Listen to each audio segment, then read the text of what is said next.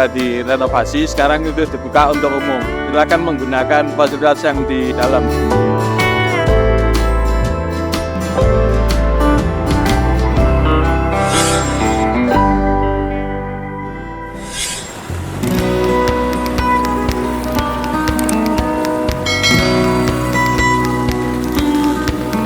Halo, assalamualaikum teman-teman. Kembali berjumpa dan jumpa kembali di channel kami ya, channel Amin Hattori. Nah teman-teman, kabar baik ya bagi Anda yang saat ini lagi santai ataupun jalan-jalan di sekitar alun-alun Kota Malang. Tidak ada salahnya ya jika teman-teman semua bisa mampir dan berkunjung ke kantor Heritage KPPN Malang, yaitu salah satu gedung bersejarah warisan dari zaman kolonial yang hingga kini keberadaannya masih kokoh bertahan. Nah teman-teman, lokasinya di mana? Lokasinya adalah persis di pojokan Jalan Merdeka Selatan, Kota Malang. Berkunjung ke gedung KPPN ini menjadikan pengalaman yang pertama kalinya. Malum tempat ini sebelumnya tidak diperuntukkan untuk khalayak umum, hanya diperuntukkan bagi siapa saja yang saat itu berkepentingan dalam urusan perpajakan, investasi, ataupun urusan pengelolaan kas kebendaharaan. Gedung Heritage KPPN Malang ini dulunya dibangun mulai tahun 1936 dan diresmikan penggunaannya pada tahun 1937. Nah teman-teman, saat ini saya sudah berada di halaman depan gedung KPPN di Malang ya, gedung yang sangat lawas, warisan dari zaman kolonial, di mana gedung ini saat ini sudah direvitalisasi, keberadaannya saat ini sudah mulai modern, dan informasinya bahwa gedung ini sudah diperuntukkan untuk kegiatan masyarakat umum. Kita mencoba tahu sambil mengenal dan mengenang sejarah di Malang maupun riwayat atau sejarah lama yang ada di gedung ini. Nah teman-teman, saat ini saya akan menuju ke gedung Heritage KPPN Kota Malang. Inilah suasana tampak dari depan ya, begitu terkesan megah. Nuansa bangunan lawasnya sangat terasa ketika memasuki pintu yang berukuran sangat lebar dan besar. Masuk ke bagian ruang serambi depan terkesan begitu elegan sekali. Di bagian tembok tengah langsung dihadapkan dengan keberadaan dua foto ikon utama yang menempel di bagian dinding, seakan menyambut bagi setiap orang yang datang ke ruangan ini. Persis di bagian tengah ada tulisan bahasa Belanda, kalau tidak salah baca Central Bestuur Sekantor. Kurang lebih artinya adalah pusat kantor bersama. Istilah sekarang mungkin adalah kantor block office. Ada dua tokoh lukisan yang direpro dari foto lawas terpampang cukup keren. Yang pertama di sebelah kiri adalah Rudolf Karel August Bridge selaku Residen Van Malang, tertera pada tahun 1934 sampai 1937. Residen Van Malang ini semacam kepala keresidenan ya, atau sekarang Bakorwil Malang. Pada pemerintahan administrasi wilayah keresidenan Malang meliputi wilayah Malang Raya, Pasuruan, Probolinggo, dan Lumajang.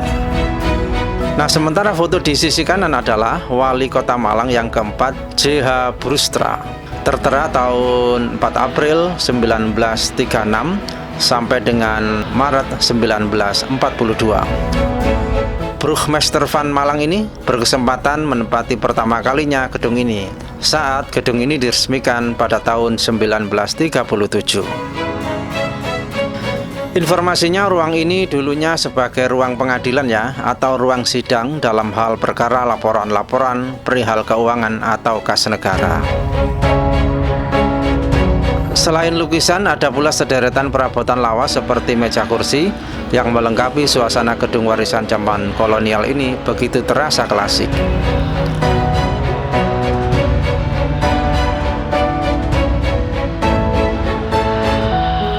Dari ruang bagian depan saya bergerak masuk ke ruang utama di bagian tengah.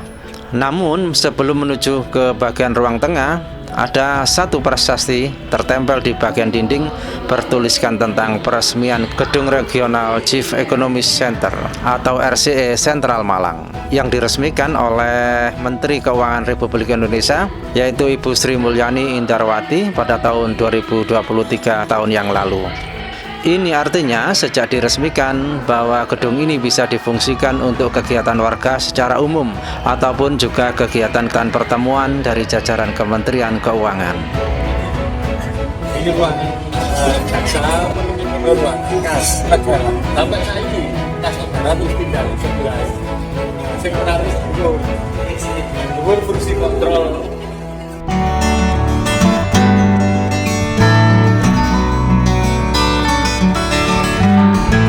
Secara keseluruhan, kantor besar untuk Bestur ini layoutnya terdiri dari ruang panitera pengadilan, kantor jaksa, kantor asisten residen, dan ruang kas negara.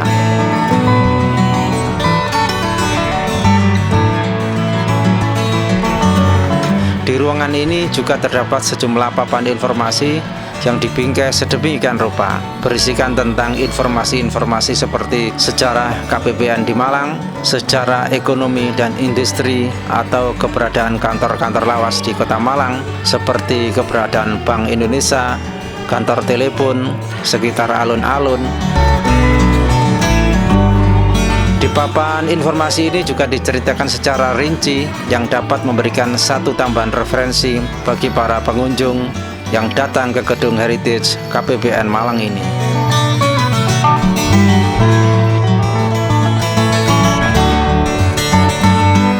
Perabotan yang ada di ruangan ini begitu menggambarkan suasana tempo dulu, seakan kita dibawa ke nuansa masa lalu, seperti halnya keberadaan lemari yang berukuran cukup besar.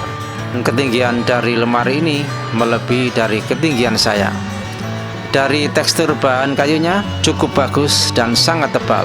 Terbukti bahwa lemari ini cukup berkualitas.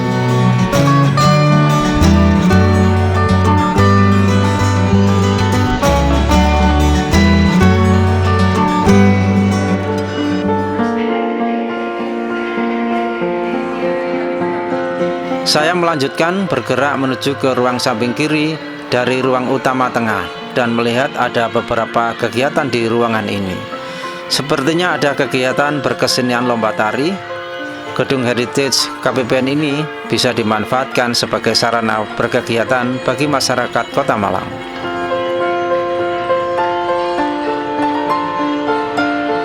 Pak Kementerian Keuangan itu kegiatannya kan di bawah Kementerian Keuangan. Jadi semua kegiatan dipusatkan di sini nanti.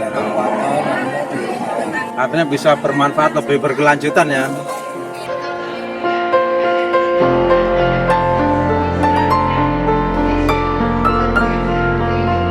Usai dari ruang kesenian, saya bergerak ke bagian sisi kanan ruang utama.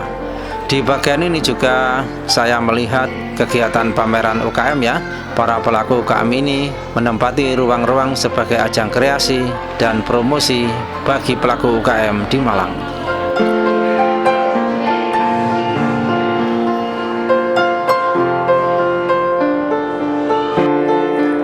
Lagi aktivitas apa nih, Bu? Ini lagi dari PMI, Pak. Iya. Lagi pasar. Kegiatan ya. Bazar dari Sering menggunakan fasilitas gedung ini kan? Iya. Memang fasilitasi untuk masyarakat. Untuk umum ya sudah ya? Sudah bisa ya? Tidak untuk Kementerian Keuangan enggak? Oh tidak. Jadi untuk umum tapi juga terbatas. Oh, terbatas. Khusus untuk sosial.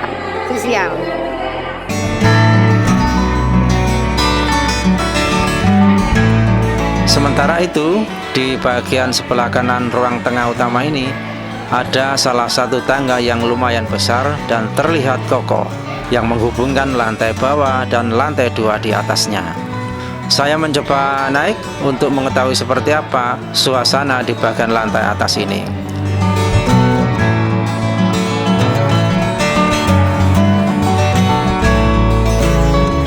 Di sudut pojok tangga ini ada satu properti lawas, yaitu satu unit mesin ketik ya, yang terkesan cukup lama.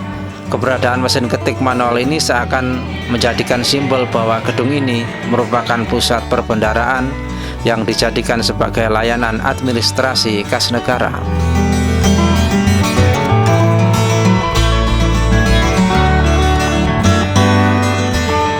Berada di lantai 2 juga terdapat ruangan-ruangan ya, atau dulunya mungkin dijadikan sebagai kantor-kantor. Menjumpai ruang berukuran medium bisa difungsikan untuk meeting ya. Terdapat 8 kursi yang cukup privat. Di bagian dinding ini juga tergantung satu lukisan kantor pos nuansa Tempo dulu. Di lantai 2 ini ada 4 ruangan ya, 3 ruangan utama dan 1 ruangan berukuran medium tadi. Saya bergerak menyusuri ruangan utama di lantai 2 ini di bagian depan atas. Ruangan ini menggambarkan suasana Tempo dulu dengan keberadaan jendela-jendela yang cukup besar.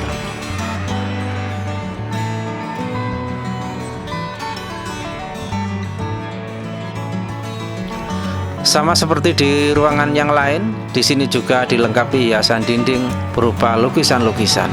Seperti halnya yang satu ini, suasana di kayu tangan atau sekitar PLN, maupun lukisan-lukisan yang menggambarkan sudut kota lainnya, seperti suasana di sekitar perempatan Raja Bali.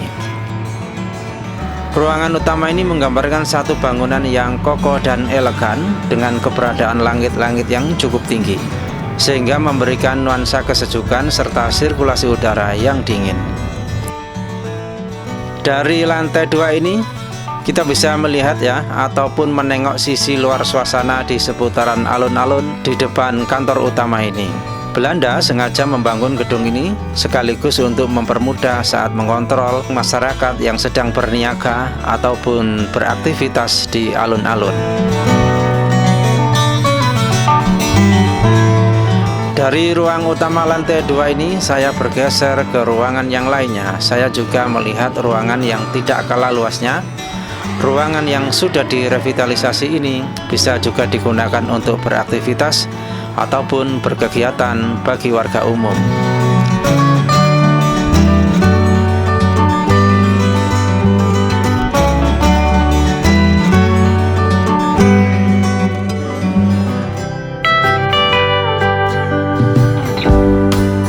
Tidak banyak yang mengetahui ya bahwa gedung ini sekarang bisa difungsikan untuk berkegiatan bagi masyarakat umum. Kini telah menjadikan gedung yang sangat istimewa, yang dulunya hanya sebatas digunakan untuk menyimpan arsip ataupun sebatas untuk gudang semata.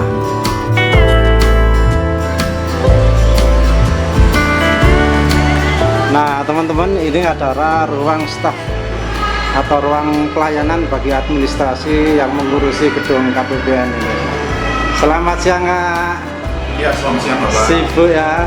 Iya, selamat siang. Kak, informasinya katanya gedung KPPN ini sudah bisa untuk layanan publik ya. Caranya seperti apa? Nah, caranya tinggal langsung aja datang ke kami, bisa melalui Instagram juga.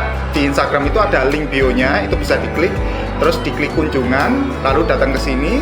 Atau langsung aja ke nomor yang sudah tertera di Instagram kami yang ada di link bio itu, bisa melampirkan surat permohonan gedung dan juga surat proposal lengkap beserta rundown kegiatan.